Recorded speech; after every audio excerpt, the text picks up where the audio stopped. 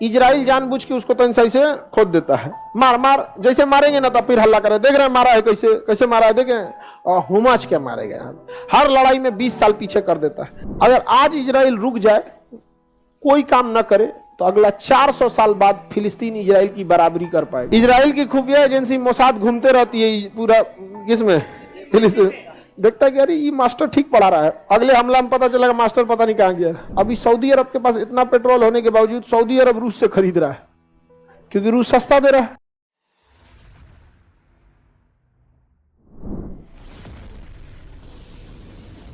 सो Philippine उधर है और फिलिस्तीन इधर है, बहुत का अंतर है।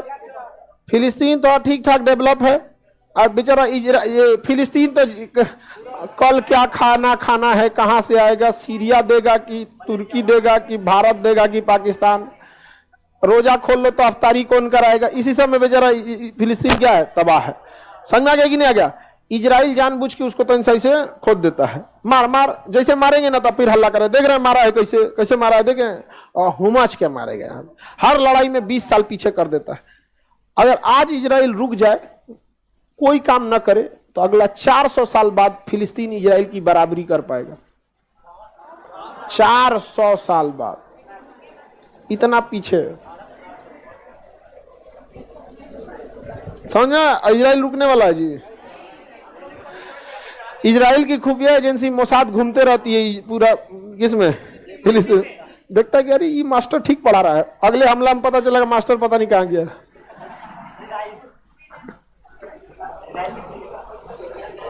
इंडिया में इजराइल इंडिया से काहे लड़ेगा जी, इतना भी ताकतवर नहीं हो गए हैं, मूस मोटैया लोढ़ा हुई, हाथी घोड़ा थोड़े हुई हैं।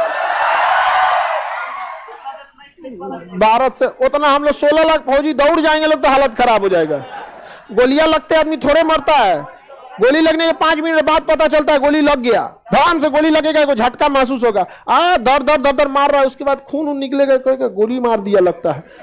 10 मिनट बाद समझ में आता है मार दिया भयानक, वो तो सर और में लग जाता है तो समझ में आता है। हमारे यहाँ कितने फौजी से गोली मारने के बाद खून की कमी से कर कमजोरी फील हो रहा है, तब पता चलता है कि अरे भाई सभी तो उड़ा दिया है इसको। यहाँ पे ऐसा थोड़े है कि भारत को आंख दिखा के कोई चल जाएंगे लोग यहाँ पे।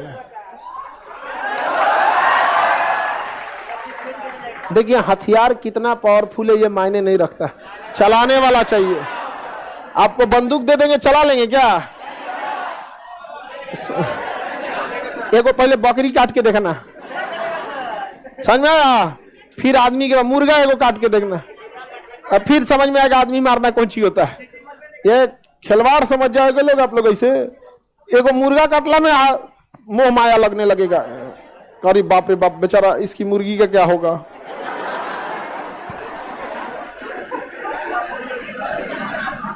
ये देश कौन है? जॉर्डन। कौन देश है? जॉर्डन।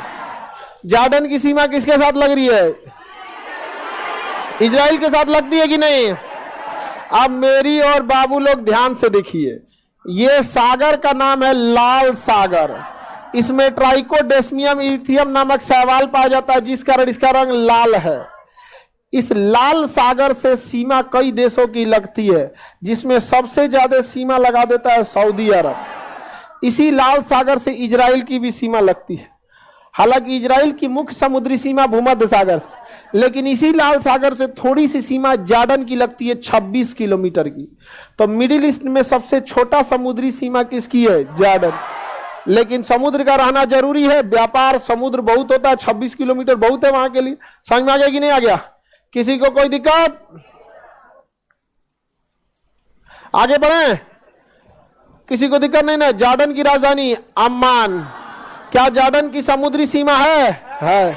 कितना किलोमीटर? भूमध्य सागर की ओर की लाल सागर की ओर? हाँ, लाल सागर की ओर। किस सागर की ओर?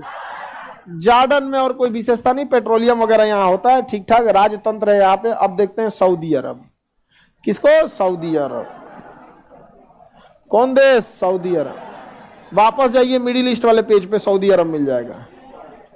आ गए सऊदी अरब, मिडिल ईस्ट में सबसे बड़ा देश। हाँ, शेख बिन सलमान इसके राजा हैं, किंग सलमान। राजा कौन है? किंग सलमान। राजा कहाँ के? सऊदी अरब। सऊदी अरब की राजधानी रियाद है। सऊदी अरब की राजधानी रियाद। सऊदी अरब की राजधानी रियाद। मिला? सऊदी अरब की राजधानी रियाद। आपका कौन कंपनी का नक्शा है? मिल गया। सऊदी अरब राजधानी रियाद। राजधानी रियाद। सऊदी अरब में एक भी नदी नहीं है, पूरा का पूरा मरुस्थल है। यहाँ पूरा का पूरा मरुस्थल है। यहाँ सोना का बड़ा भंडार पाया गया है, सोने का बहुत बड़ा भंडार है। और इसके जमीन के नीचे अथाह मात्रा में पेट्रोलियम है। तो अगर हमारे खेत में अगर पानी बिकेगा 60 रुपया तो हम लोग का गरीब रहेंगे। लेकिन दिक्कत ये है कि हम लोग के नल वाला पानिया बिकबे नहीं करता है, खुदे आदमी बाहर से पीता है। तो इसके जमीन के नीचे से क्या निकलता है? पेट्रोल। क्या निकलता है? पेट्रोल। पेट्रोलियम निकलता है जमीन के नीचे से, और वही पूरी दुनिया में क्या करते रहता है? बेचते रहता है सऊदी अरब। अभी सबसे बड़ा सप्लायर सऊदी अरब था, अभी रूस बेच रहा है सबसे ज्यादा। समझ में आ गया कि नहीं? रूस, क्योंकि अथाह मात्रा में रूस बेच रहा है। सऊदी अरब वगैरह भी है। अभी सऊदी अरब के पास इतना पेट्रोल होने के बावजूद सऊदी अरब रूस से खरीद रहा है, क्योंकि रूस सस्ता दे रहा है। मान के चलिए आपके यहाँ गेहूं आप बेच रहे हैं 20 रुपया किलो, और कोई पड़ोसी गेहूं बेच रहा है 12 रुपया किलो, तो रख न लीजिए खरीद के, बाद में बेचेंगे। अभी रूस को पैसा घटल है, वो बेच रहा है। और रूस को कौन मार? अपने जमीन के नीचे से निकल रहा है, मार बेच के पेट्रोलियम भर दिया यहाँ पर। रूस को बेच रहा है सस्ता, सऊदी अरब खरीद रहा है सस्ता, बेच रहा है किसको? यूरोप वाले को। लो यूक्रेन तेल चाहिए, लो लो लो। जर्मनी तुम भी लो, यूरोप वाला तुम भी लो, क्योंकि यूरोप वाला कह रहा है कि हम रूस से नहीं खरीदेंगे, मत खरीदो। भारत मंगा रहा है पेट्रोलियम रूस से। कहाँ पे? भारत में। और इसी से पेट्रोल, डीजल, वैक्सीन सब चीज बना के किसको बेच रहा है? यूरोप वालों। अब महंगा दाम में बेच रहा है। अच्छी बात है कि नहीं? तो सऊदी अरब, भाई तुम्हारा लड़ाई है, हमको क्या मतलब है? हमारी लड़ाई में तुम साथ दोगे? बोलो पाकिस्तान से रिश्ता तोड़ दोगे? ये कोई बात है? तुम्हारा दुश्मनी दुश्मनी, हमारा दुश्मनी नहीं। हाँ, टोटा कुटा टॉमी सटा कुटा कुटा। हाँ, आगे बढ़े। रियाद किसकी राजधानी है? हाँ, मेरी ओर देखिए, सऊदी अरब की जो सीमा समुद्र से लगती है ना, लाल सागर से, वहां एक जेद्दा और मक्का शहर होगा। जेद्दा और मक्का शहर है। जेद्दा उसका बहुत बड़ा शहर है। जेद्दा उसका बहुत बड़ा शहर है। समझ में आ गया कि नहीं आ गया? जेद्दा, उसके बगल में देखिए मक्का मिलेगा। मिल गया मक्का। और इधर देखिए, मक्का से अब दूर जाके देखेंगे तो मदीना मिले। क्या मिलेगा? मदीना। ये मक्का और मदीना, मक्का और मदीना। समझ में आ गया कि नहीं आ गया? हज करने लोग कहाँ जाते हैं? Mecca Medina. किस एयरपोर्ट पे उतरते हैं? जेद्दा एयरपोर्ट। मक्का में कोई एयरपोर्ट नहीं है, मदीना में कोई एयरपोर्ट नहीं है। किसी भी धार्मिक बिल्डिंग या धार्मिक चीजों के ऊपर से हवाई जहाज को गुजरने नहीं दिया जाता है, ये रूल है। अयोध्या भी राम मंदिर के आसपास से जहाज को उड़ने का रास्ता ही नहीं दिया जाता है, न मक्का के ऊपर से दिया जाता है, न मदीना के ऊपर से, क्योंकि ऐसे धार्मिक जगहों पे बहुत ज्यादा मात्रा में भीड़ भाड़ होती है। और अगर जहाज में कोई प्रॉब्लम आएगी तो उसमें बैठे वाले लोग को छोड़िए, जो नीचे वाले हैं लोग, उन्होंने लोग को रगड़ देगा वहां पे।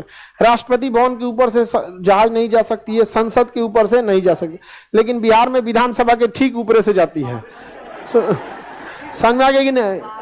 तो यहाँ के लोगों को पता नहीं है शायद कि ये सब कुछ होता है यहाँ पे। समझ में आ गया कि नहीं? तो मामीर मंदिर तो थोड़ा सा दूर से जाती है, हाइट रहता है वहां पे। लेकिन जब एयरपोर्ट उतरने वाला होता है ना, जब हम लोग यहाँ पे विधानसभा देख लेते हैं, जहाज में बैठते विधानसभा देख लेते, तब लगता है कि अब 15 से 20 सेकंड में उतार देगा। जैसे विधानसभा आया, उसके 15 से 20 सेकंड बाद जहाज उतर जाती है विधानसभा। उसके बाद से चिड़ियाघर, चिड़ियाघर के 3 सेकंड बाद जहाज उतर जाते हैं। चिड़ियाघर 3 से 4 सेकंड बाद टच करके हो गया। तो बड़े जगह, इस सब धार्मिक जगहों पे एयरपोर्ट को जाने की अनुमति नहीं दी जाती है। ठीक करता है या नहीं? सेफ्टी पर्पस से। किस पर्पस से? सेफ्टी। अब व्हाट्सएप पे घुमा दिया है, कहो इसका कहानी, कोई जहाज नहीं उड़ सकता। धर्म अपनी जगह पे अच्छी चीज है, लेकिन कभी भी धर्म और साइंस को मिक्सअप मत कीजिएगा। समझ में आ गई? नहीं, अब कह देगा कि फलाना मंदिर के ऊपर से जहाजे नहीं उड़ पाएगा। समझ में आ गई? वो जानबूझ के नहीं उड़ने दिया जाता। अरे जी पंखा मत गिर जाए, नया पंखे बर्बाद हो जाएगा।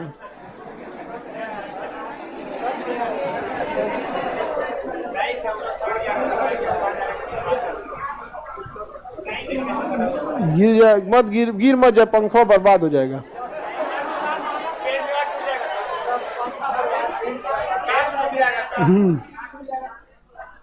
आगे बढ़े। जेद्दा के पास कौन सा शहर? मक्का। और उदूर में मदीना।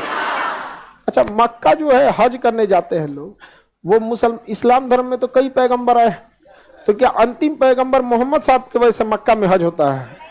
हजरत इब्राहिम के समय, हजरत इब्राहिम के, उनके बाद आए मूसा, ईसा, तब मोहम्मद साहब आए। तो 1400 साल पहले कौन आए थे? मोहम्मद साहब। समझ में आएगी नहीं?